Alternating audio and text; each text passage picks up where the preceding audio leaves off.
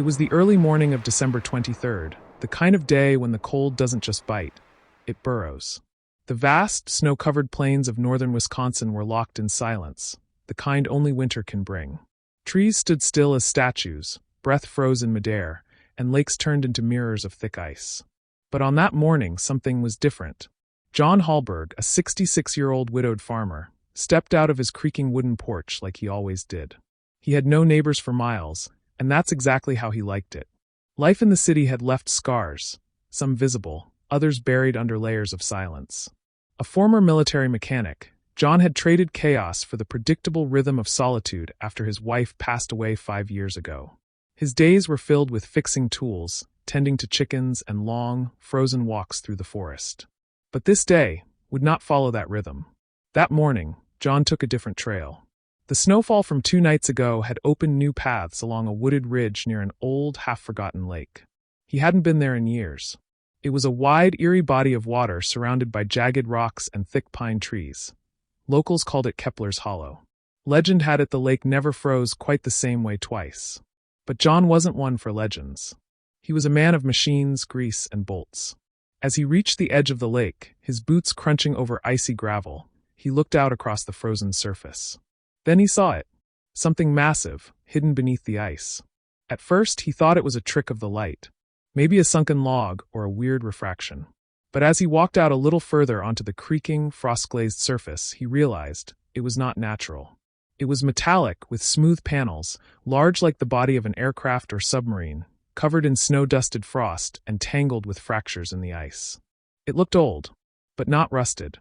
And worst of all, it looked intentional. Like it didn't crash. Like it had been placed there. John stood frozen, heart racing. His instincts kicked in, the old military kind. The object had structure. Symmetry. Engineering. It was no natural formation. It was a machine hidden in plain sight. He backed away slowly, grabbed his notebook from the truck, and began sketching what he could see, marking down coordinates, angles, anything to validate what his eyes were telling him.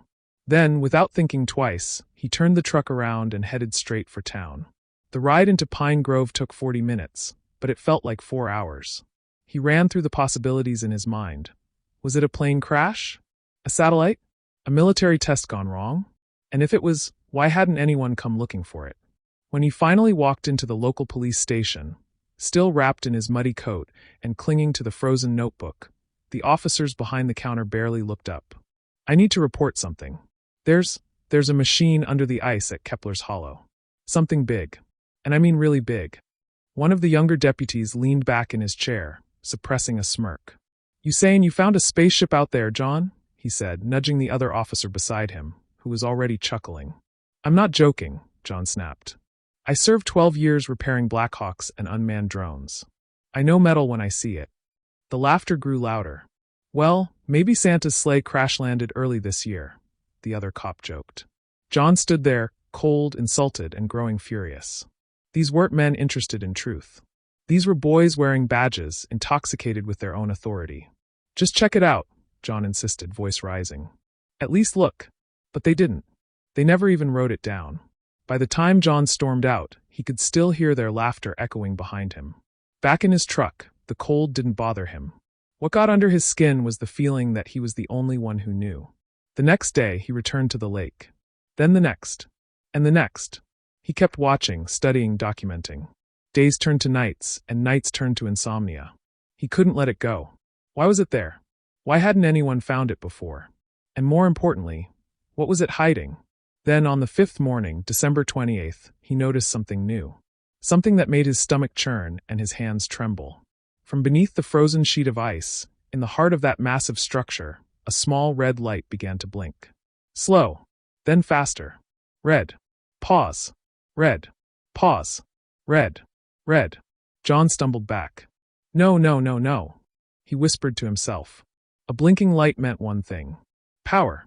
That machine, whatever it was, wasn't dead. It was alive. And it was trying to say something. Before we dive back into the story, let me ask you something.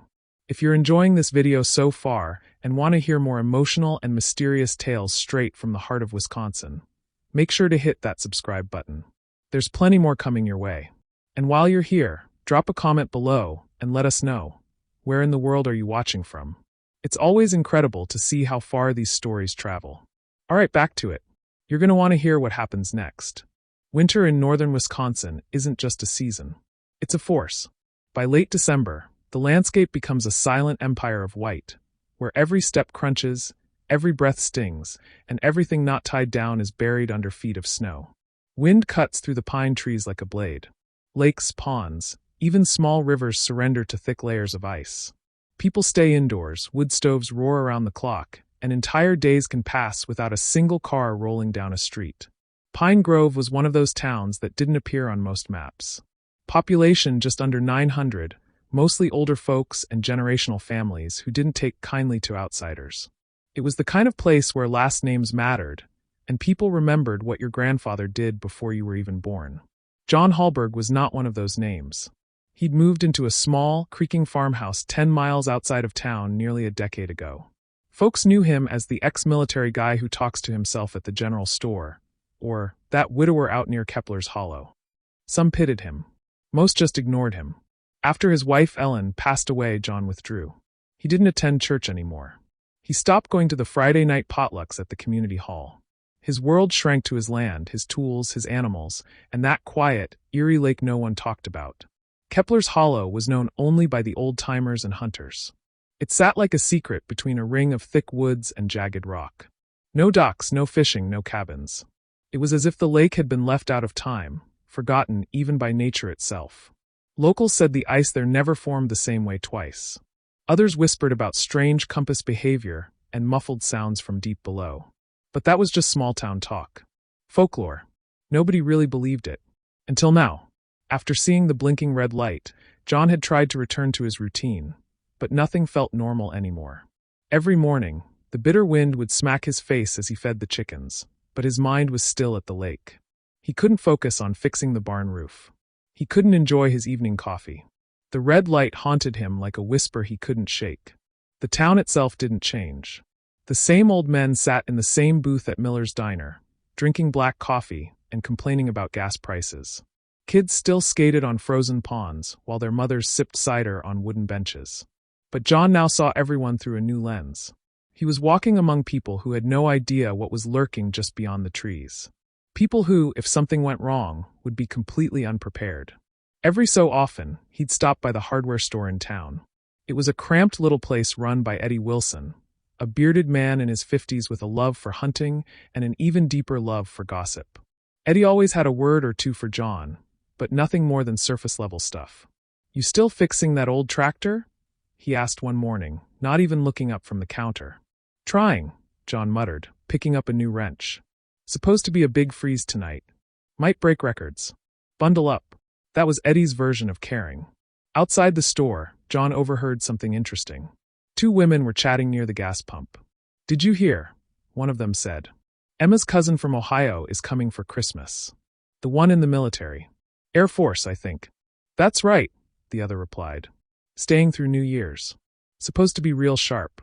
Works on security systems or satellites or something like that."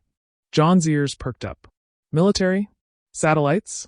Back at home, he opened his old metal trunk from the service. Inside were faded uniforms, medals, and a box of notes he'd kept during his mechanical training. He flipped through them, wondering how far he could go alone. But deep down, he already knew. He needed help. Someone who could get attention. Someone with clearance. Someone who could listen. He kept returning to the lake. Every visit chipped away a little more of his sleep, his sanity, and his patience. The light didn't stop blinking. Red. Red. Pause. Red. Like a heartbeat. Like a countdown. But who was going to believe a farmer who lived alone on the edge of the woods?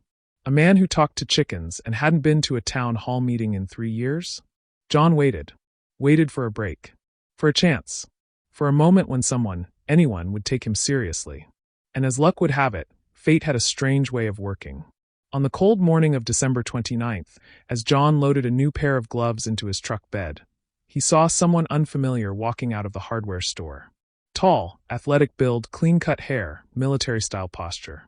Definitely not from Pine Grove. John didn't know his name yet, but he knew this was the man he had to talk to. The morning of December 30th arrived like a ghost, silent, heavy, and colder than anything John Halberg had felt all season.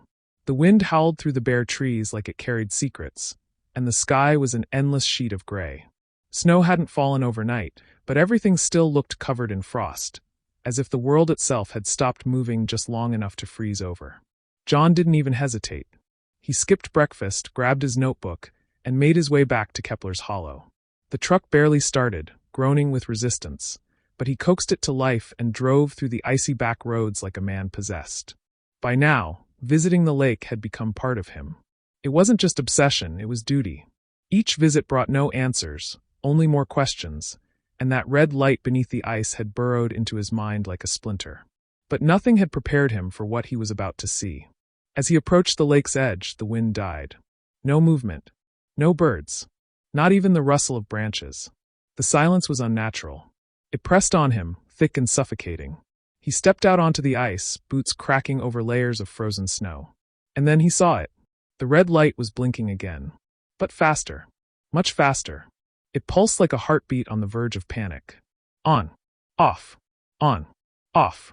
On. On. Off. It wasn't random. It was rhythmic. Calculated. Like it was trying to send a message. Like it knew he was watching. John knelt carefully, placing his hand on the surface. The cold burned his palm, but he didn't flinch. He stared into the ice, heart pounding. The machine beneath looked the same, massive, alien, and still, but that light, it changed everything. No, he whispered. This isn't right. This thing shouldn't be alive. He stood abruptly and turned back toward the truck, his mind racing. Logic screamed at him. A machine that size, frozen solid for who knows how long, shouldn't be functional. There shouldn't be power. No signal. No internal light source. And yet here it was.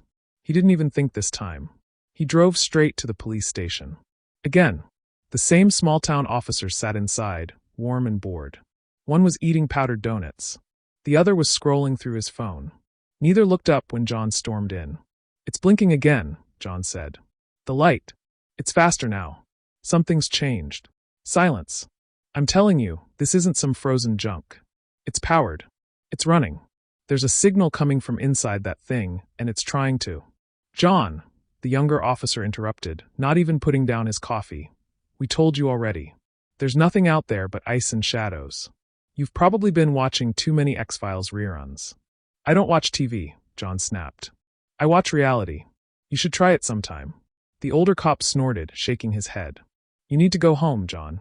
Get some sleep. You're starting to scare people. Scare people? That was the moment it hit him. They weren't just ignoring him. They thought he was unstable. He left the station without another word. That night, John didn't sleep.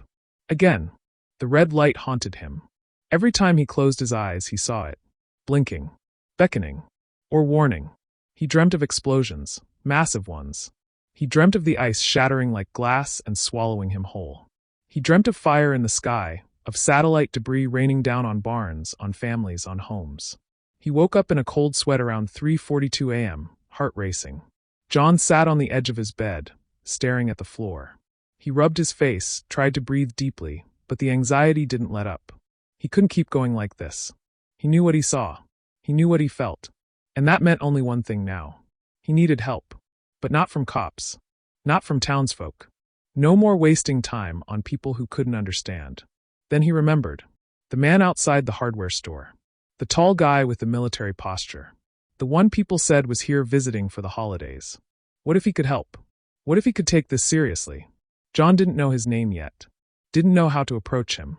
But that was his only lead. That was the thread he had to pull. The next morning, he got dressed early. He went to town. Sat in his truck for hours outside the hardware store, waiting. Watching. Hoping that the man would show up again. But he didn't. So John waited another day. And another. He wasn't giving up. Not now. Not when that thing under the ice was waking up. Not when no one else was willing to see what was coming. Whatever that machine was, it wasn't buried. It was sleeping. And now it was starting to stir. The last day of the year had arrived. It was December 31st, and Pine Grove was quietly preparing for New Year's Eve in the only way it knew how, slowly, modestly, and under a heavy blanket of snow. Kids were pulling sleds through town, store windows were frosted over, and people were stocking up on firewood more than champagne. John Halberg, however, had no interest in celebration. The blinking light under the ice had only intensified. Every night he saw it in his dreams, red pulses flickering like a warning. Every morning he returned to the lake, and the message continued. That mechanical heartbeat. Calling out. He had stopped trying to convince the police. That door was shut. But one comment, one small-town conversation overheard outside the hardware store, was now stuck in his mind like a ticking clock. The cousin. From Ohio. The one visiting for the holidays. Military. That single detail had planted itself inside John's thoughts and taken root. So he did what he could. He waited. On December 31st, around 10 in the morning, John was back in town again. Not at the police station. Not at the diner. This time, he stood inside Eddie Wilson's hardware store, pretending to examine a set of metal brackets he didn't need. The place smelled like dust and engine oil. A small radio played classic rock in the background. Eddie stood at the counter flipping through invoices, humming off-key. Everything was painfully normal. Then the bell above the door rang.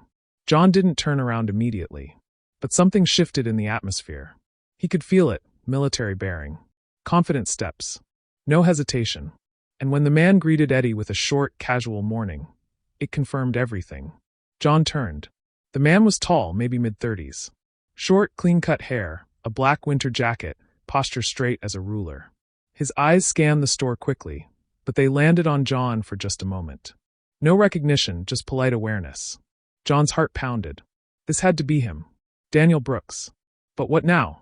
How do you approach a total stranger, a visiting guest, and tell him there's a machine under the ice that's blinking? You don't. Not unless you want to sound like a lunatic. So John waited. He wandered closer to the counter. He picked up a flashlight and pretended to examine it. Then, just as the man was about to pay for a roll of duct tape and a pack of batteries, John stepped forward.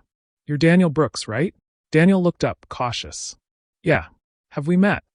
John shook his head. No. I live just outside town. I heard you're visiting for the holidays. That you're in the Air Force. Daniel narrowed his eyes slightly, sensing the strange energy behind the words. That's right. Who are you? Name's John Halberg. I used to work on military aircraft. Maintenance division. Retired a while back. Daniel nodded. Still polite, but clearly on alert. Okay. What's this about? John exhaled slowly. This was it. I need 5 minutes of your time. Not here. Later today. I'll explain everything.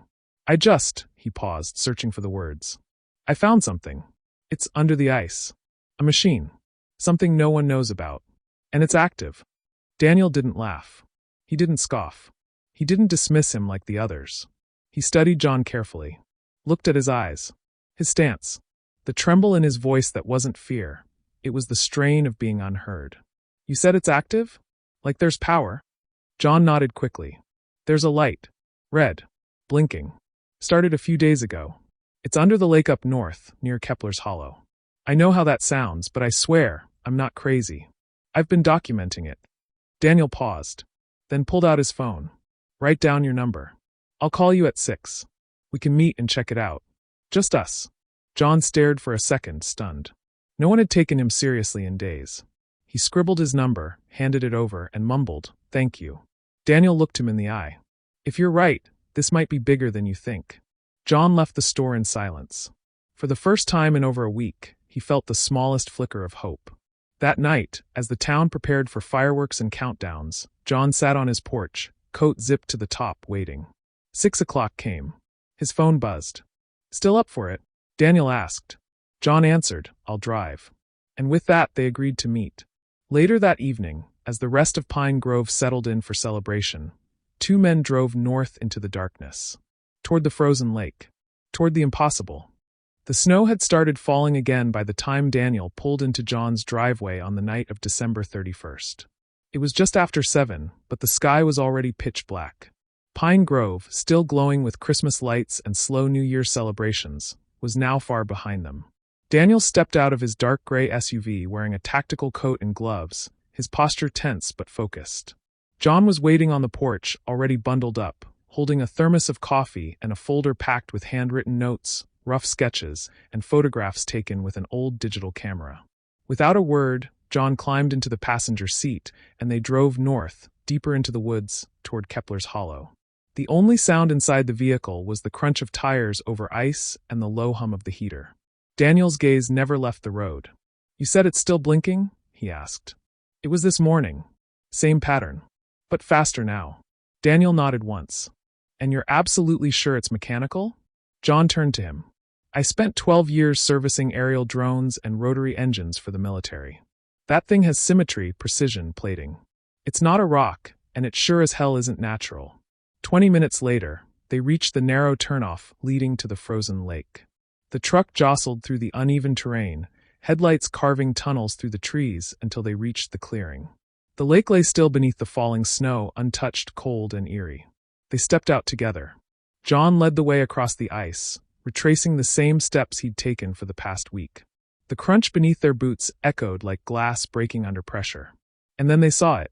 The shape, massive, smooth, and partially buried beneath the translucent ice. And right in the center, the red light, blinking. Daniel's posture shifted immediately. He stepped closer, knelt down, and pulled a small flashlight from his coat. He pressed it against the ice, using the beam to scan the lines of the structure. His voice dropped low. "This isn't civilian." "What do you mean?" "I've seen drone wreckage. Satellite debris. Even fallen recon gear. This isn't any of that." He ran his fingers gently over the surface of the ice above the object. "These panels, they're reinforced. That grid pattern? It's thermal shielding. Possibly ceramic composite. Old-school military tech, but not like anything in circulation right now." He stood up and took a slow breath. This thing fell from somewhere it shouldn't have. John stepped beside him, anxious. "So what do we do?" Daniel didn't answer right away. He looked out across the lake, as if scanning for signs they weren't alone. Then he pulled out his phone, tapped through a secure contact list, and raised it to his ear. "This is Captain Daniel Brooks, authorization Echo 47 Tango. I'm reporting an unknown object, confirmed mechanical, partially submerged in ice, displaying internal power signatures. Coordinates to follow." He paused, listened, then continued. "Yes, immediate extraction recommended. Unknown risk level. Possible containment issue. This is not civilian-grade tech. Repeat, not civilian. Situation is unstable. I suggest mobilization ASAP." He ended the call. John just stared at him. "What did they say?" Daniel looked at him hard. "They're sending a team. Tomorrow morning. Early. And until then?" Daniel hesitated. Then he stepped closer to John, his voice low and serious. "You don't come back here." John frowned. "What?" "I'm not saying this to scare you, but listen carefully. That thing under the ice? It's not just sitting there. It's responding. The light isn't random. That's a signal. Possibly a pressure alert. Maybe a distress beacon. Either way, it's still active. And if it's active, then we don't know what else it's capable of." John stared at the machine, heart pounding. "You think it's dangerous?" "I think we're lucky it hasn't done anything yet." They walked back across the ice in silence, the cold air biting harder than before. As they reached the tree line, Daniel stopped and looked back one more time. "Whatever this is," he said, "it wasn't meant to be found by us." On the drive back, neither man spoke. For John, everything had changed. He wasn't crazy. He hadn't imagined it. And more importantly, he had finally been heard. But that didn't bring comfort. Only fear. Because if someone like Daniel Brooks was scared, then maybe this wasn't a discovery. Maybe it was a warning. The morning of January 1st began with an explosion, not of sound, but of motion. At precisely 6:45 a.m., the residents of Pine Grove were awakened not by alarm clocks or the leftovers of fireworks, but by the unmistakable thudding of military helicopters slicing through the icy skies. Snow-covered rooftops rattled as Black Hawks hovered low over the tree lines. Streets that were quiet just hours before were now alive with movement. Unmarked SUVs, matte green Humvees, and trucks carrying crates and equipment none of the locals recognized. Kepler's Hollow, once an invisible lake tucked away in the northern woods, was now the center of a growing storm. The perimeter was locked down before sunrise. Armed soldiers in heavy coats and black boots moved with silent precision, establishing barriers, setting up communications hubs, and posting signs in bold red letters. Restricted area and no entry. A half-mile away, locals began to gather, confused, half-dressed, clutching coffee mugs, phones, and coats hastily thrown over pajamas. People asked questions. No one got answers. John watched from a ridge, standing beside Daniel, who was now wearing full uniform and issuing orders into a secured radio unit. The transformation was jarring. Just 12 hours earlier, Daniel had been a visitor. Now he was in control of a military response. "What did you tell them?" John asked, eyes fixed on the growing operation below. "Enough to get everyone moving," Daniel replied. "Not everything. Just what they needed to hear." "And what was that?" Daniel's jaw tightened. "That if they didn't act now, we might be dealing with an uncontrolled detonation in a populated area." By 8 a.m., the media had caught on. First came the local news chopper from Madison, then a second from Green Bay, then 3 more from out of state. By 10 o'clock, images of the lake, now surrounded by camouflage tents and swarming with personnel, were plastered across every major cable network. Breaking news: mysterious object discovered in frozen Wisconsin lake. Civilians were pushed back farther as fencing went up. Cones, lights, drones. The woods became a machine, and the lake its core. Residents began to panic. Parents pulled kids from school. Rumors flooded grocery stores and gas stations. "It's a bomb. It's a UFO. The government's covering something up." By noon, someone on social media had zoomed in on a blurry image of the blinking red light and claimed it was Morse code. Another said it was alien language. Another insisted it was a nuclear device left from the Cold War. The theories multiplied like a virus. John sat quietly at the back of his truck, wrapped in a blanket, ignored by most. Just yesterday, people thought he was crazy. Today, they still didn't talk to him, but now it was out of fear. In town, the tension became a living thing. The diner shut down early. People hoarded bottled water and propane tanks. The local Facebook group exploded with panic. Should we evacuate? Why won't they tell us what it is? What's the government hiding? By late afternoon, the national news had picked it up. CNN, Fox, NBC, all running variations of the same headline. Frozen threat? Military investigates power-active object in Wisconsin lake. John's face wasn't on camera, but people started to whisper. Someone at the hardware store said he was the first to see it. Someone else said he warned the police and they laughed him off. And someone else said he might have saved everyone. The sheriff's office posted a vague statement, claiming they were cooperating with federal authorities in an ongoing investigation, but said nothing more. Inside the fenced-off perimeter, things were escalating. Generators roared. A crane had been brought in. Engineers and technicians, most of whom weren't wearing any identifying patches, worked around the clock in heated tents. Daniel remained near the command trailer, phone glued to his ear, giving updates to someone higher up. John approached him just once. "You said it might explode," he muttered. "Is that still true?" Daniel didn't answer at first. Then finally said, "We don't know what we're dealing with. The internal pressure's rising. That red light? It's not just for show. It's part of a pressure warning system. If it crosses a certain threshold, the internal components could rupture. If there's fuel or an energy cell still functioning in there, yes, it could be catastrophic." John nodded slowly. He was right. From the beginning, he was right. But that realization didn't bring relief. Because now the entire country knew. And no one knew what was coming next. The morning of January 2nd brought a change in the wind. The kind you don't see, but you feel. Pine Grove was no longer just a small, frozen town hidden in the woods. It was now a dot on the national map. And the man once laughed at for talking about blinking lights under the ice was about to become someone nobody could ignore anymore. John Halberg hadn't slept more than 2 hours that night. The hotel room the military had set up for him was warm and quiet, but his thoughts were not. He kept replaying every moment in his head. Every step he took on the ice, every glance into the red light, every dismissal, every laugh from the cops who called him delusional. Now none of them were laughing. At 9:32 a.m., 2 men in clean black suits knocked on his door. One was a NASA engineer. The other was from Homeland Security. "Mr. Halberg, we'd like to formally ask for your account of the discovery," the man from NASA said. "You were the first to report it, and your observations may assist in the debriefing." John nodded slowly. "I'll tell you everything." By mid-morning, he was sitting at a long table inside a military tent just 50 yards from the ice. Journalists weren't allowed inside, but word had already spread. The man who found it is here. As John walked in, heads turned. Soldiers, scientists, engineers. All of them glanced up from their equipment. Not with ridicule, with curiosity, with respect. He gave his full account. How he first saw the shape under the ice, how he returned day after day to observe it, how he noticed the blinking red light, how the local police ignored his warnings. He didn't embellish. He didn't dramatize. He just told the truth. Afterward, a senior NASA official pulled him aside. "You've got a sharp eye, Mr. Halberg. Most civilians wouldn't recognize that light for what it really was." "What was it?" John asked. "A structural failure alert," the man replied.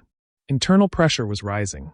If the core breached, it wouldn't have been just a small boom. It could have vaporized everything within a 2-mile radius, possibly more. John blinked, stunned. "You're saying it could have exploded?" "Catastrophically," the official said. "And with zero warning. You may have saved lives by noticing that light when you did." The news broke an hour later. NASA issued a formal press release. Retired satellite discovered in Wisconsin Lake, identified as long-lost Arcturus 3. The satellite had been launched 15 years earlier, in December of 2010, as part of an experimental program designed to test long-term deep space transmission. It had lost contact with mission control just 7 months into its operation, vanishing without a trace. After multiple failed recovery attempts, it was officially declared lost. But somehow it came back. No one knew exactly when or how it had re-entered Earth's atmosphere. Based on ice depth, thermal readings, and sediment analysis, experts estimated it had landed in Kepler's Hollow at least a decade ago. Undetected, buried under layers of snow, time, and silence. The red blinking light was a final alert, a failsafe meant to trigger if the satellite experienced extreme environmental pressure or temperature changes. As the ice thickened and shifted over the years, it activated that emergency system. Only John had seen it. Only John had paid attention. When the news aired on national television that evening, the town of Pine Grove watched in stunned silence. Footage of the satellite being slowly lifted from the frozen lake played across every screen. Drones capturing the slow, careful extraction process, the massive mechanical arms, the nervous faces of technicians wearing hazmat suits. Then the screen cut to a photo. John Halberg, standing beside the lake, bundled in a heavy coat, holding the notebook he'd used to document everything. The headline read, "Local farmer helps prevent regional disaster with timely discovery of lost NASA satellite." And just like that, the whispers changed. At the diner, people who had once rolled their eyes now asked questions. At the general store, Eddie from behind the counter said, "Never doubted ya, John." Even the police chief issued a public apology, stating, "We regret not taking earlier reports more seriously." But John didn't care about the praise. He wasn't looking for it. All he wanted was for people to understand the weight of silence, the danger of being ignored, and the value of listening. Really listening, when someone says something isn't right. That night, he returned home alone. He made coffee, sat by the window, watched the snow fall. And for the first time in weeks, there was no red light blinking behind his eyes. Only stillness. Only peace. But he also knew peace rarely lasted. By the time the sun rose on January 3rd, Kepler's Hollow no longer looked like a forgotten lake. It looked like a battlefield. The extraction had begun. Cranes with hydraulic arms hovered over the frozen sheet of ice like skeletal giants. Excavators rumbled into position, carving precise trenches around the perimeter. Every piece of equipment had been brought in overnight. Flatbeds hauling military-grade generators, armored vehicles securing every access road, drones buzzing overhead like angry insects. The satellite was visible now. Fully visible.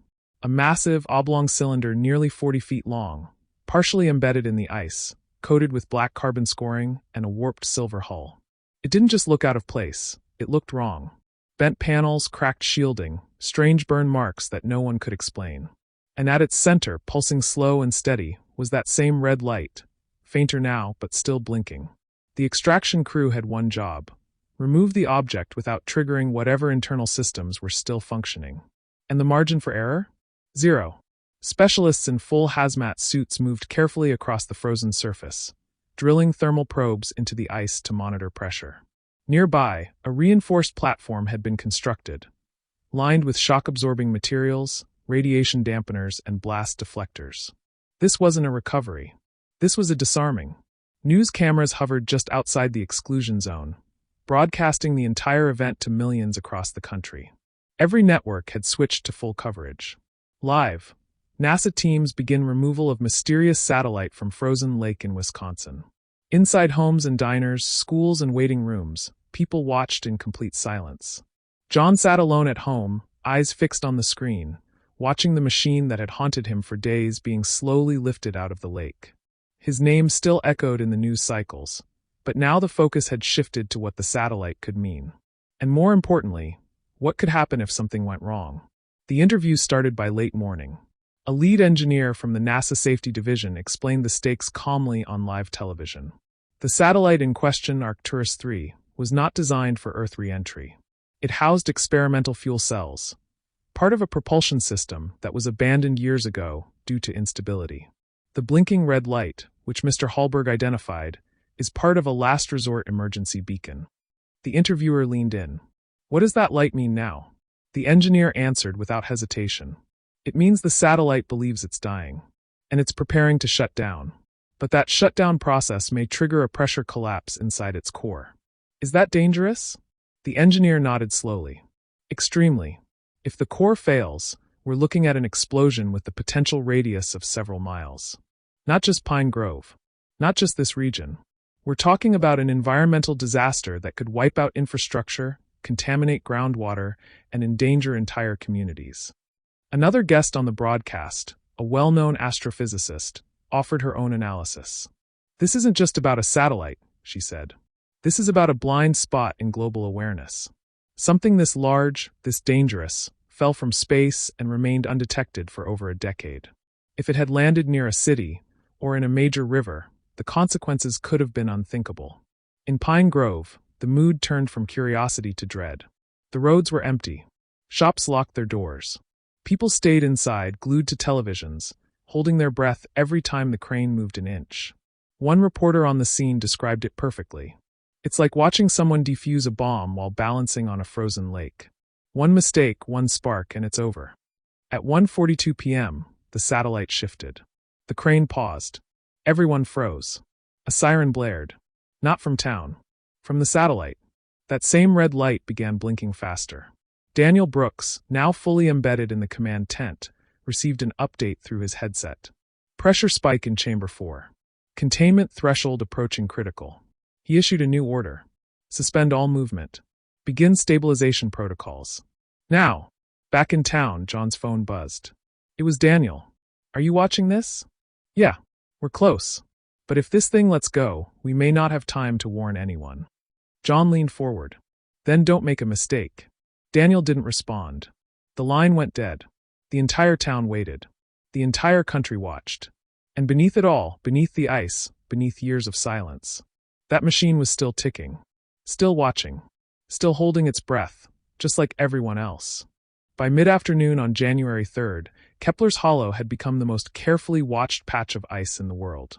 Tens of thousands were watching live. Engineers held their breath. Soldiers gripped rifles out of instinct more than necessity. Inside command tents, heat lamps buzzed and radios never went silent. Every movement around the satellite was logged. Every microsecond mattered. The final extraction process had begun. 2 cranes, operating in tandem, were slowly lifting the massive object out of its frozen tomb. The ice had been melted around the body with thermal coils and heated water systems, but large portions of the satellite were still frozen into place, locked beneath decades of cold, pressure, and silence. Technicians in exosuits monitored seismic sensors planted across the ice. A single shift in weight could crack the surface. A slip of the crane, a sudden jolt, could twist the satellite's internal pressure systems past the breaking point. The red light was now blinking rapidly, more than ever before. A pulse every second. Inside the command trailer, the senior NASA engineer watched in horror as telemetry updates poured in. Pressure's rising. We've got less than 2 minutes before containment breach becomes irreversible. Hold lift position, Daniel ordered. Stabilize tilt. Reduce torsion at base connection. The crane operators complied, easing off just enough to prevent strain. But then it happened. A groan. Not from the machinery. From the satellite itself. A deep, low-frequency vibration that was felt more than heard. The metal shell flexed ever so slightly, and a thin, jagged line began to appear across one of the lateral panels. Crack! A hiss of vapor escaped from the breach point. One of the operators panicked. The crane jolted left. The line deepened. Screams erupted in the comms. Stop the lift. Seal breach. Abort, abort. Inside the tent, Alarms lit up the control screens like a Christmas tree on fire. Daniel slammed his fist against the table. Deploy stabilization team, now! 2 vehicles rushed onto the ice. The first carried a pair of specialists armed with electromagnetic field dampeners, meant to reduce internal stress across the satellite's compromised frame. The second was a containment unit, rigged with foam injectors and mechanical braces. They reached the object in seconds. The team leapt out, rushing to the crack with practiced coordination. Foam sprayed onto the breach, hissing and expanding, designed to insulate and harden instantly. The other operator clamped the braces over the panel, slowly tightening until the sensors showed the pressure curve beginning to flatten. In the command tent, the tension hit its peak. Pressure curve stabilized, one tech called out. Red light pulsing again. Back to normal rhythm. A full minute passed in silence. Then another. The light didn't blink faster. It blinked slower. For the first time in hours, it was calming down. Resume lift, Daniel ordered, this time with a voice like steel. But keep it slow. No more mistakes. Over the next 2 hours, the satellite was inched upward from the lake and placed onto the reinforced transport platform. The red light continued to blink, steady now, no longer frantic. It was done. The satellite had been removed. The explosion had been avoided. The town had been saved. At 5:45 p.m., a press conference was held outside the perimeter. The general in charge of the operation stepped up to the podium, cameras flashing, reporters shouting over each other. He raised a hand, silencing the chaos. We came within seconds of a catastrophe, he began. The satellite recovered from this lake was carrying unstable materials. Had its pressure core ruptured, the blast radius would have extended far beyond Pine Grove. This would have been a disaster of regional proportions. He paused, scanning the crowd. Many of you are asking how we got here in time. How we were able to act before it was too late. The answer is simple. He turned, motioning to someone standing behind him. John. Clean jacket. Worn hands. Eyes tired but alert. The general continued. This man, John Halberg, noticed something strange. And when no one believed him, he kept going. He came back. Again and again. He paid attention. He sounded the alarm. And because he did, we are all still standing here. The crowd went quiet. Cameras zoomed in. John said nothing. He didn't need to. The truth was blinking behind his eyes. Steady, calm, and finally safe. By January 4th, Pine Grove was no longer the quiet, frozen town tucked away in northern Wisconsin. It had become a symbol, a reminder that the extraordinary doesn't always begin with explosions or headlines. Sometimes it starts with one man, standing alone in the cold, refusing to look away. News outlets across the country ran final updates on the event. Helicopters left. The perimeter fences were taken down. And the satellite, now fully secured, deactivated, and loaded into a transport container, was airlifted to a classified NASA facility for technical analysis. Experts confirmed what had already been suspected. The internal components of the Arcturus 3 satellite had sustained heavy atmospheric damage during re-entry, but its emergency systems had somehow remained intact. And while the propulsion system had long since failed, the pressure warning system had functioned exactly as it was designed to, providing a visual signal for anyone who knew how to read it. Only one person had. And the world was now acknowledging that. 2 days later, during the evening broadcast on January 6th, a national news anchor began the segment with a statement that caught everyone's attention. We begin tonight with a rare moment of accountability. The Pine Grove Police Department has issued a public apology to John Halberg, the Wisconsin farmer whose initial reports about the satellite were dismissed as baseless. In a televised statement, Chief Howard Peterson acknowledged their failure to act, and more importantly, credited Mr. Halberg with helping to avert what could have been a tragic disaster. The clip showed the police chief at a small podium outside the station. We didn't listen, he said. We were wrong. And had it not been for Mr. Halberg's persistence and clarity, this story would have had a very different ending.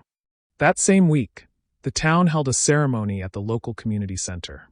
The room was packed, locals, city officials, members of the National Guard, even a few NASA engineers who had stayed behind to answer lingering questions. John stood at the front of the room, holding a small plaque engraved with 5 simple words.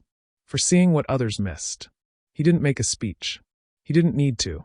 The applause said it all. From that moment on, things changed. People stopped him on the street, not with strange looks or dismissive nods, but with genuine warmth.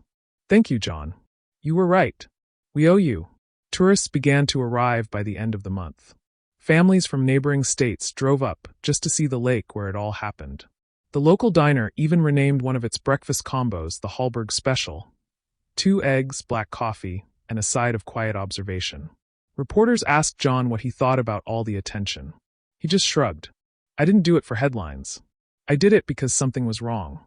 And when something's wrong, you don't just turn away. You pay attention. That's all." The satellite itself was eventually transported to a National Aerospace Museum. It was placed in a glass chamber with lights and informational plaques. Visitors stood in front of it, reading the story of how it vanished, reappeared, and nearly caused a catastrophe, until one man noticed a blinking light under the ice. A small photo sat beside the display.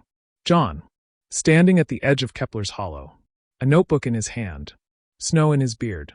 At home, John's mailbox began to fill with letters. From students, scientists, parents, children, people he'd never met, writing to say thank you, to tell him that his story had inspired them, to remind him that attention to detail, courage, and persistence still mattered in a world of noise and speed. One day, a boy from Minnesota showed up at John's farm with his father. The boy handed him a crayon drawing of a farmer pulling a blinking machine out of the ice. "You're the guy who saved the town," he said. John smiled, took the drawing, and hung it on his refrigerator next to an old photo of his wife. He never went back to Kepler's Hollow. He didn't need to. Whatever had landed there, whatever story the satellite had carried from space to Earth, had already been told. The lake returned to silence. But now the world was listening. 3 months passed. Winter gave way to early spring in Pine Grove, Wisconsin. The snowbanks shrank. The wind softened. The frozen crust atop Kepler's Hollow melted, slowly revealing the black, glassy surface of the lake beneath. But for John Halberg, the most dramatic change hadn't happened outside. It had happened within.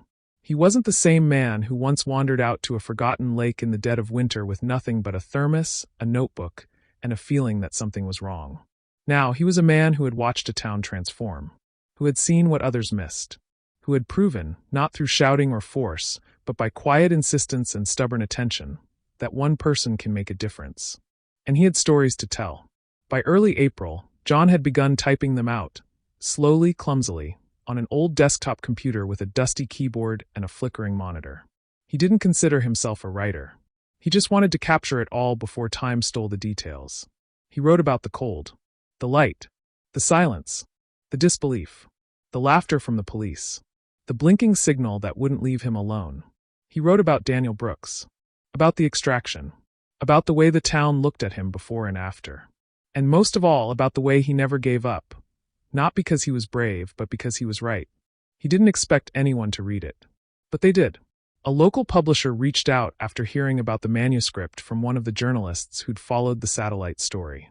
They printed a limited-run, softcover, matte black, with the title stamped in clean silver letters across the front. Red Light in the Ice, a true story of silence, doubt, and discovery. It sold out within the week. John never went on a book tour.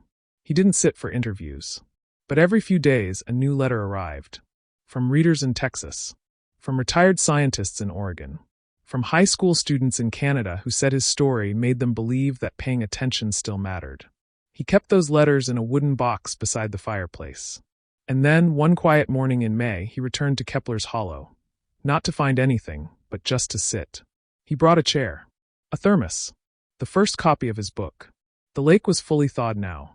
Still. Reflective. Deceptively calm. He opened the book to the final page.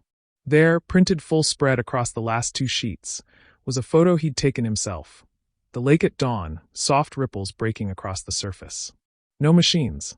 No fences. No soldiers. Just the reflection of the pine trees in the water, and a caption underneath that simply read, "Some things return. Others stay." As he stared at that final image, he looked up from the book, and then at the real lake in front of him. And for a moment, just a split second, a ripple formed at the center of the water. No wind. No bird. No stone. Just a ripple. Then stillness again. John didn't flinch. He didn't get up. He didn't reach for a camera. He didn't write it down. He simply sat back, closed the book, and whispered to himself, Not my problem anymore. Then he smiled. And for the first time in years, it wasn't the cold that gave him chills. So now you've heard it. The story of a man no one believed, a frozen lake no one visited, and a red blinking light no one was supposed to see. But what if the story had gone differently? What if John Halberg had turned back that first day? What if he had let the laughter of others silence his instincts? What if he had decided it wasn't worth the fight? What if he had looked at that blinking light, shrugged it off, and said, "It's probably nothing"? Would the satellite have exploded? Would Pine Grove still be standing? Would anyone have ever known the truth? It's easy to forget how fragile the thread of reality can be. How many things we take for granted are hanging by the thinnest of threads, often held together not by systems or governments, but by people. Ordinary people. Quiet people. People who see something and refuse to look away. Maybe that's the real story here. Not just the satellite, not just the red light, but the lesson that even in the noisiest world, a single voice still matters. Because here's the truth. We live in a time when it's easier to doubt than to trust, easier to mock than to listen, and easier to scroll past than to stop and say, "Wait, something's wrong here." But sometimes it takes just one person to stop, one person to notice, one person to care. And that person could be you. Ask yourself honestly, if you were in John's place, would you have gone back to that lake? Would you have walked across the ice again and again, with no one believing you? Would you have endured ridicule, dismissal, and cold, bitter silence, just to chase the truth? Or would you have let it go? Would you have told yourself that it's someone else's problem? John didn't. He stood in the snow. He stared into the ice. He followed a blinking red light until the whole world finally paid attention. And in doing so, he reminded us all of something we're too quick to forget. That real courage doesn't always wear a uniform. Sometimes it wears flannel. Sometimes it drives a rusted-out pickup truck. Sometimes it walks alone through the woods with no backup, no plan, and no guarantee that anyone will ever believe what it has to say. But it speaks anyway, because deep down it knows the truth is worth it. So here's our question to you. What lesson did you learn from this story? Was it about listening? About standing firm in the face of doubt? About the power of persistence? Or about how sometimes doing the right thing isn't easy, but it's necessary? Let us know in the comments below. We want to hear from you. And if this story moved you, even just a little, don't let it stop here. Share it with someone who needs it. Someone who's been doubting their voice. Someone who's been told they're wrong or crazy or wasting their time. Someone who needs to remember that their instincts, their observations, their truth matters. Because sometimes, all it takes is one person seeing what others don't to change everything. And if you haven't already, hit that like button and subscribe to our channel Wisconsin Farm Tales for more real stories that deserve to be told. Stories about resilience, about unsung heroes, and about the wild, strange beauty of the human spirit. Because out here in the quiet places, the truth still echoes. Even when no one is listening.